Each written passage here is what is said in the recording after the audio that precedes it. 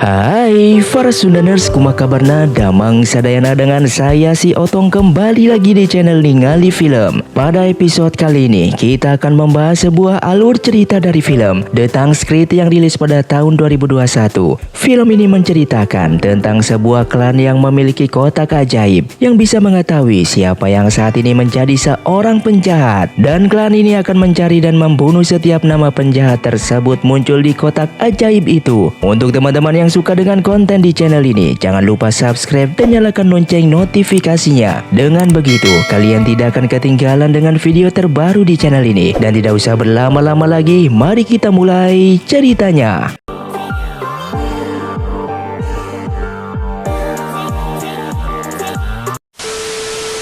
Di awal film, diperlihatkan sekelompok perempuan cantik yang berada di sebuah tempat aula siming, di mana mereka ini merupakan kelantang yang memiliki kotak ajaib yang bisa mengetahui kejahatan setiap manusia. Klan ini bertugas untuk memberantas kejahatan yang sudah meresahkan warga, dan kotak ini dinamakan kotak Wushin yang memakai mata yin yang sebagai sumber kekuatannya. Dan kali ini muncullah nama dari kotak Wushin itu, dan nama itu adalah Suetu. Nama yang keluar dari kotak Wushin berarti adalah penjahat yang harus ditangkap atau dibunuh. Perempuan ini bernama Tang Xuang sebagai ketua sekte persenjataan dari Kelantang. Lalu dia memerintahkan adik seperguruannya yang bernama Tang Si untuk menangkap Suetu. Kemudian Si melepaskan merpati untuk mengirimkan pesan kepada sekte sihir untuk membantu menangkap Suetu. Sekte sihir dipimpin oleh seorang perempuan yang bernama Tang Fei. Lalu ia yang memerintahkan seorang anak buahnya untuk membantu menangkap Suetu. Seorang anak buahnya lalu bersiap-siap dengan dibantu oleh beberapa pelayannya. Ia seperti sedang melakukan sebuah ritual. Dia akan menggunakan kekuatan sihirnya untuk menangkap Suetu. Dan dalam hitungan menit, ia sudah berada di dalam rumah Suetu, penjahat yang sedang mereka buru. Saat itu Suetu sangat terpesona dan sangat tergoda melihat seorang perempuan cantik berada di depannya. Dia langsung menyuruh anak buahnya untuk keluar, dan Suetu langsung beraksi kegirangan. Dia seperti melihat buah semangka di padang pasir yang tandus. Namun yang didapatkannya ternyata bukanlah sebuah kenikmatan, tapi justru kematian. Perempuan itu lalu mengajar anak buah Suetu dan menghabisi mereka sendirian. Tiba-tiba ada seorang perempuan yang memakai payung keluar dari pintu. Mereka berdua lalu bertarung menggunakan senjata mereka masing-masing, pedang melawan payung. Kedua perempuan ini memiliki kekuatan yang seimbang, dan pertarungan pun berjalan dengan sangat sengit. Dan perempuan dari sekte sihirlah akhirnya kalah. Dalam sebulan terakhir, Kelantang kehilangan nyawa 3 anak buahnya berturut-turut. Xuang mencurigai pelakunya adalah orang mereka sendiri yang bernama Tang Rui. Kemudian ketua Kelantang pun datang. Dia bernama Tang Wuyan. Ia berkata kalau Rui sudah mati, jadi sepertinya bukan dia pelakunya. Xuang menjelaskan kalau para korban terbunuh oleh senjata payung teratai yang hanya dimiliki oleh ketua sekte rahasia, dan orang itu adalah Tang Rui. Namun meskipun Rui dikabarkan telah mati, jasadnya tidak pernah ditemukan, dan 5 tahun yang lalu Rui telah mengkhianati Kelantang. Scene pun berpindah dan lihat ada seorang pemuda sedang memegang peta wilayah Kelantang, dan dia bernama Chu Chen, pemuda dari klan Dao. Dia lalu terbang dengan sayap buatannya dan menyelinap masuk ke dalam aula siming. Dan akhirnya Chu Chen pun sampai di sebuah ruangan. Di situ ada sebuah mesin raksasa yang sedang berputar. Mesin itulah yang dinamakan mesin kotak Wushin. Dia akan mencuri mata yin yang ada di dalam mesin kotak Wushin itu. Kemudian Chu Chen berhasil naik ke mesin kotak Wushin dan akan mengambil mata yin yang. Dia menggunakan keahliannya untuk membuka mesin kotak itu. Tapi tiba-tiba banyak burung gagak yang terbang mengitarinya, dan Chu Chen juga tidak bisa membukanya dikarenakan kotak itu telah terkunci rapat. Hingga akhirnya dia ketahuan oleh para penjaga yang ada di sana. Sampai dikejar dan pertarungan pun terjadi. Namun Chu Chen berhasil melarikan diri. Saat itu Wuyan yang sedang menghukum anak buahnya karena tidak bekerja dengan baik. Meskipun semua anggota klan hormat padanya, ia merasa kalau di balik itu semua mereka tidak menganggapnya sebagai ketua klan dikarenakan dia tidak mempunyai ilmu bela diri yang hebat. Akibat dari Chu Chen mengobrak-abrik mesin kotak Wushin, lalu kotak Wushin pun bergerak. Si pun melapor kepada Wuyan bahwa saat ini sedang ada dalam bahaya dan memberitahunya kalau nama yang muncul di kotak Wushin adalah nama Wuyan sendiri. Di dalam ruangan semua pun merasa kebingungan dikarenakan nama Wuyan yang keluar dari kotak tersebut. Saat itu Si dan Suang berusaha untuk tidak percaya kalau ketua mereka adalah seorang penjahat. Wuyan yang mendengarnya pun lalu pergi meninggalkan mereka. Namun tiba-tiba Suang menyerang Wuyan. Wuyan dengan cepat menghindari serangan kipas Suang. Wuyan diserang dan akan dibunuh oleh anak buahnya sendiri. Dia mengeluarkan kekuatannya dan bertarung melawan Suang dan Si. Pertarungan ketiga perempuan ini sangatlah sengit. Mereka mengeluarkan jurus dan kekuatan mereka masing-masing. Saat itu Wuyan berusaha menjelaskan kepada Suang kalau dia bukanlah seorang penjahat, tapi Suang terus menyerangnya. Wuyan akhirnya kalah lalu melompat dan kabur dari sana. Dan akhirnya Wuyan pun jadi buronan. Suang lalu memerintahkan seorang perempuan bertopeng untuk memburu Wuyan. Di saat Chu Chen sedang terbang, namun tiba-tiba sayapnya robek dan dia pun terjatuh. Beruntung dia terjatuh di tempat yang tepat. Ia bertemu dengan gurunya yang bernama Guru Liu. Dan tiba-tiba ada sesuatu yang jatuh tepat di belakang mereka. Ternyata itu adalah Wuyan. Di saat Wuyan sadar dan melihat kedua pria di depannya sedang berpelukan, dia lalu dengan kekuatannya merasakan keadaan di sekitarnya. Kemudian Chu Chen dan Guru Liu mengikuti Wuyan kemana pergi. Saat itu Wuyan mendatangi sekelompok pria yang sedang makan. Dia merebut makanan pria itu dan membuat anak buahnya lari ketakutan. Saat itu Chu Chen dan Guru Liu melihat gantungan kunci milik Wuyan yang ternyata itu adalah kunci kota Wuxin. Kemudian Wuyan bertanya kepada mereka berdua di mana arah menuju ke kota Bailong. Dengan terkejutnya Chu Chen dan Guru Liu kalau Wuyan merupakan ketua dari Klantang. Di malam harinya, Wuyan lalu menyuruh mereka berdua mengantarnya ke kota Bailong. Tapi di saat Wuyan sedang tertidur, Guru Liu akan mencuri kunci Wuyan. Namun usahanya gagal total, hingga Wuyan malah mengajarnya sambil tertidur. Kemudian mereka bertiga melanjutkan perjalanannya menuju ke kota Bailong. Saat itu Wuyan ke kota Bailong untuk mencari gurunya. Dia ingin agar gurunya membelanya dikarenakan dia bukanlah seorang penjahat. Dan mereka akhirnya sampai di kota Bailong. Lalu Guru Liu akan mengeluarkan jurus terakhirnya untuk mencuri kunci itu, yaitu jurus rayuan maut. Dan itu sangatlah tidak berguna sama sekali. Di sisi lain, saat itu Suang sedang berbicara dengan Si bahwa dirinya ingin menjadi ketua Klantang dan Si pun mendukungnya. Kemudian sampailah Wuyan di tempat gurunya di sebuah rumah bordil dan ternyata Wuyan merupakan murid dari Tang Fei, ketua sekte sihir. Saat itu Guru Liu berkata kalau dia pantang masuk ke rumah bordil. Lalu seorang perempuan mendekatinya dan ternyata Guru Liu adalah pelanggan rumah bordil itu. Di saat Guru Liu sedang pergi bersama teman perempuannya, Wuyan dan Chu Chen masuk untuk mencari Tang Fei. Tak sengaja Wuyan heran melihat para pria dan wanita berpasangan. Lalu Chu Chen menjelaskan kepadanya kalau itulah yang dinamakan cinta. Wuyan memang seorang gadis yang masih lugu dan polos, tapi Chu Chen dengan sabar menasehatinya. Dan pada akhirnya Tang Fei pun muncul. Semua pengunjung terpesona melihatnya menari dan melakukan pertunjukan sihir. Namun tiba-tiba semua orang menghilang. Dan ternyata Tang Fei juga akan membunuh Wuyan. Dikarenakan semua anggota Klantang mempunyai prinsip, yaitu membunuh satu orang untuk menyelamatkan ribuan orang tanpa menanyakan apa sebabnya. Dia juga menyesal telah memberikan kunci kotak Wuxin yang sudah merupakan simbol ketua klan kepada Wuyan. Lalu Tang Fei menyerang Wuyan dan terjadilah pertarungan antara guru melawan murid. Hingga Tang Fei mengeluarkan ular raksasa. Ular itu mengejar Wuyan dan Chu Chen, dan Wuyan pun akhirnya tertangkap. Ia berusaha menjelaskan kepada gurunya kalau dia bukanlah seorang penjahat. Tiba-tiba dahi Wuyan menyala, lalu dia melepaskan diri dari lilitan ular raksasa itu. Kemudian dia mengeluarkan jurus Wuxin. Hingga Wuyan melanjutkan pertarungan melawan ular raksasa dan gurunya. Mereka berdua kembali berduel, dan Wuyan pun berhasil melukai gurunya itu.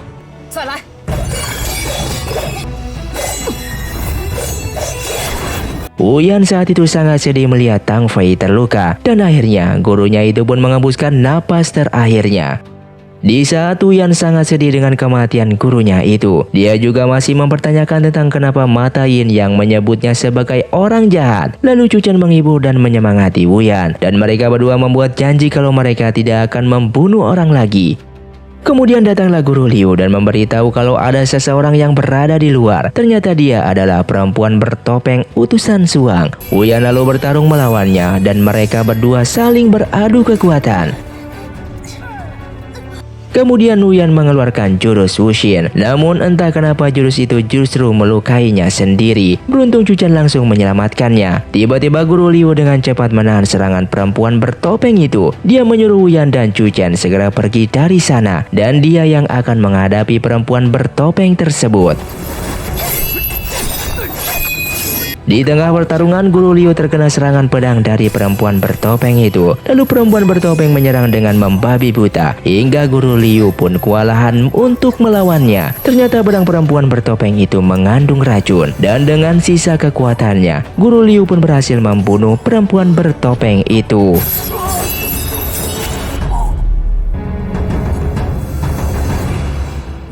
Dikarenakan racun itu sangatlah cepat menyerang tubuh Guru Liu, hingga dirinya pun tak bisa bertahan dan mati.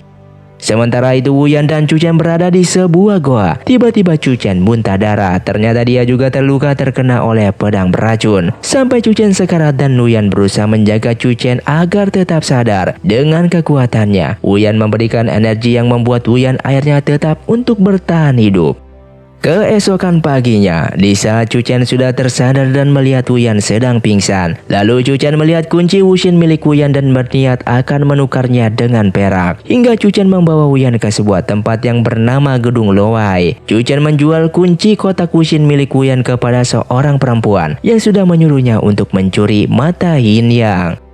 Ternyata Chuchen memberikan hasil jual kunci itu kepada seorang pria tua dan anak-anak kecil yang bekerja sebagai pencuri. Pria itu disebut pengrajin tua. Chuchen lalu berkata kalau mereka tidak perlu mencuri lagi. Chuchen yang tiba-tiba teringat Wuyan akhirnya berpamitan kepada anak-anak dan berpesan bahwa mereka tidak boleh mencuri lagi dan harus patuh kepada pengrajin tua. Sementara pengrajin tua sedang sibuk untuk membuat bom. Saat itu Wuyan berada di sebuah ruangan dan dia melihat kunci kotak Wushin berada di depannya. Lalu perempuan misterius tadi muncul. Dia adalah Tang Rui, mantan ketua sekte rahasia. Dan ternyata Rui juga murid dari Tang Fei. Dan dialah yang selama ini membunuh anggota kelantang yang sedang bertugas membunuh orang-orang yang namanya keluar dari kotak Wushin. Dan di saat itu Wuyan kembali terluka ketika dirinya akan mengeluarkan jurus Wushin. Rui berkata kalau orang yang telah jatuh cinta tidak akan bisa mengeluarkan jurus Wushin atau dia akan mati. Lalu Rui mengajak Wuyan untuk menghancurkan mata Yin Yang, tapi Wuyan tidak mau berkhianat kepada klannya sendiri. Tiba-tiba datanglah sekelompok orang. Mereka adalah anggota kelantang yang berkhianat untuk mengikuti Rui. Dulu nama mereka juga muncul di kotak Wushin dan mereka diburu oleh orang-orang kelantang untuk dibunuh. Padahal mereka tidak melakukan kejahatan sama seperti Wuyan. Menurut Rui, mata Yin Yang hanyalah kedok yang mengatasnamakan keadilan dan membuat kelantang bermusuhan dengan dunia luar. Dan di waktu itu ketika gurunya Tang Fei memberikan kunci kotak Wushin kepada Wuyan, dikarenakan hanya Wuyan yang bisa membuka dan menghancurkan mata Yin Yang. Rui berharap Wuyan bisa mempertahankan kelantang tanpa adanya kotak Wushin. Lalu Tang Rui pun berlutut memberi hormat kepada ketua kelantang dan membantu kelantang agar kembali ke jalan yang benar dan mencoba untuk menghancurkan mata Yin Yang. Di saat itulah Suang sedang melihat daftar anggota kelantang yang mereka anggap berkhianat. Si lalu mengucapkan selamat dikarenakan Suang berhasil menjadi ketua klan. Lalu Rui muncul dari belakang dan membunuh Tang Xi. Mereka berdua lalu bertarung bersama pasukan mereka masing-masing. Suang kemudian menyerang Rui dengan senjata kipasnya, tapi Rui yang merupakan kakak seperguruan Suang menahan serangan itu dengan pedangnya. Dan para pasukan Suang berhenti dan terkejut saat mereka melihat Chuchen sedang memasang bom. Mereka ternyata tahu kalau bom itu bernama petir api dari klan Dao, buatan pengrajin tua. Lalu Suang dan Rui bertarung beradu kekuatan. Dua perempuan dari kelantang yang sama-sama memiliki kekuatan yang sangat hebat. Di saat Chuchen menyalakan bom dan melemparnya, bom itu meledak dengan kekuatan yang sangat besar dan menggetarkan aula Siming. Lalu Suang menyuruh pasukannya untuk pergi dari sana dan dia berhasil melukai Rui. Hingga Rui pun melihat bahwa pasukannya kalah melawan pasukan Suang. Wuyan yang sudah berada di kotak Wushin dan akan membukanya. Dia lalu masukkan kuncinya, kotak Wushin pun akhirnya terbuka dan Wuyan melihat mata Yin yang ada di dalamnya. Namun mata itu membawa Wuyan melihat masa lalu. Ia melihat ayahnya dibunuh oleh Tang Rui dan ibunya dibunuh oleh Tang Suang. Dan ada seseorang yang memberinya sepotong kue. Beberapa menit kemudian aula Siming bergetar dan akhirnya bangunan itu pun hancur lebur. Suang yang melihatnya pun menangis melihat bangunan kelantang yang hancur lebur. Sementara Chu Chen dan Rui telah berhasil selamat. Lalu Wuyan muncul dengan api yang menyala-nyala di tangannya. Ternyata dia telah berhasil menyempurnakan jurus Wushin. Lalu Rui berkata agar Wuyan tidak terpengaruh oleh sihir mata Yin Yang. Wuyan yang tak mendengarkannya lalu menyerang Suang. Dan Wuyan sekarang memiliki kekuatan yang sangat besar. Kemudian Suang menyerang Wuyan dengan kipasnya. Namun Wuyan dengan mudah menahannya dan dia berbalik mengajar Suang.